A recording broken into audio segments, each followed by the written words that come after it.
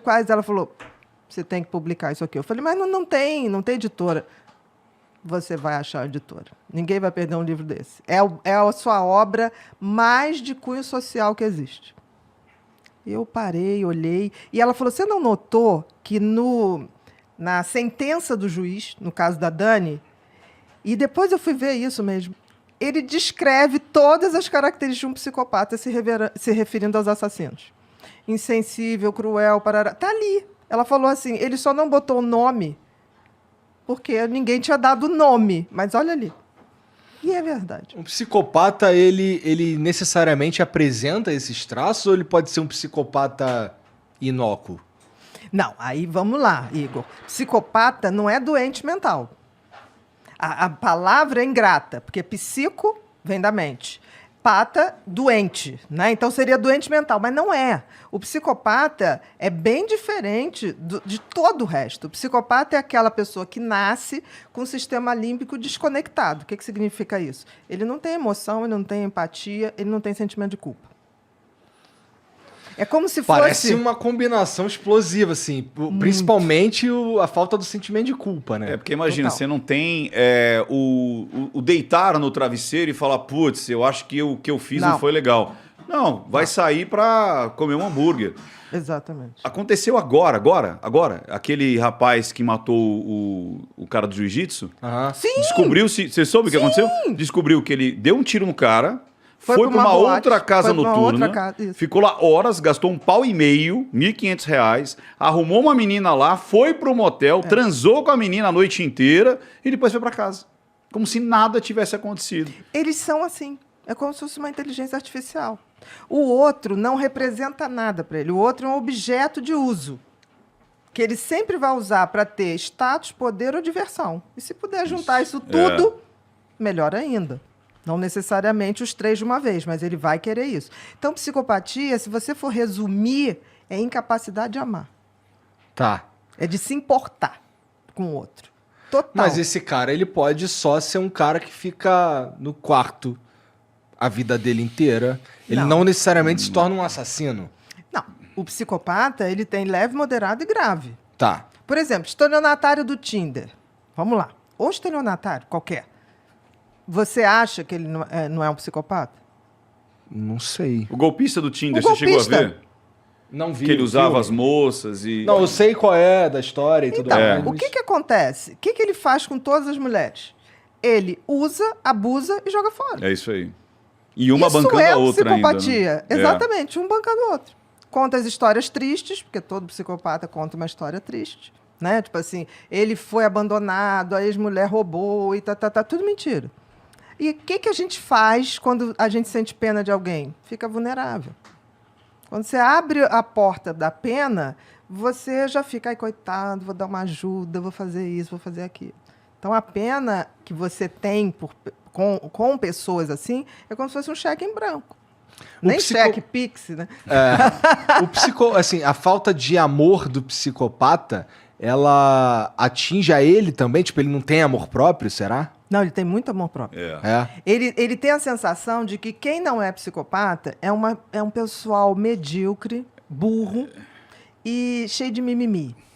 Então, o psicopata, por exemplo, uma pessoa que chora, vê um filho nascer, ele acha, fala, que palhaçada. Porque ele não tem esse sentimento. Ele literalmente não tem. Tá. E não é assim, não tem por mãe, não tem por pai, não tem por filhos. Ele, em geral, monta uma família para ter um álibi social, para ele galgar estruturas sociais mais sofisticadas.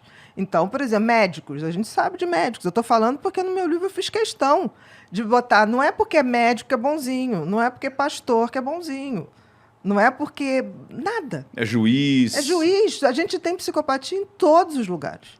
Em todos os lugares, em todas as profissões. Porra, CEO, 4% é coisa pra caralho, Bia. Mas veja bem, 4% entre leves, moderados e graves. Grave, que aí a gente vai para aquele que mata, ou aquele mais grave ainda, que mata ritualizado, que é o serial killer. O serial killer, ele é necessariamente psicopata. Com certeza. Tá. E existem crimes que somente um psicopata pode cometer. Isso é uma crimes coisa muito cruéis, você tá falando? Total. Não tem aqueles crimes que você fala assim, caramba, quem faz isso? Um psicopata. Porque ele não tem sentimento. Foi o que ele falou. Você falou desse que assassinou o Leandro, a Suzane, né? Von Stofflen.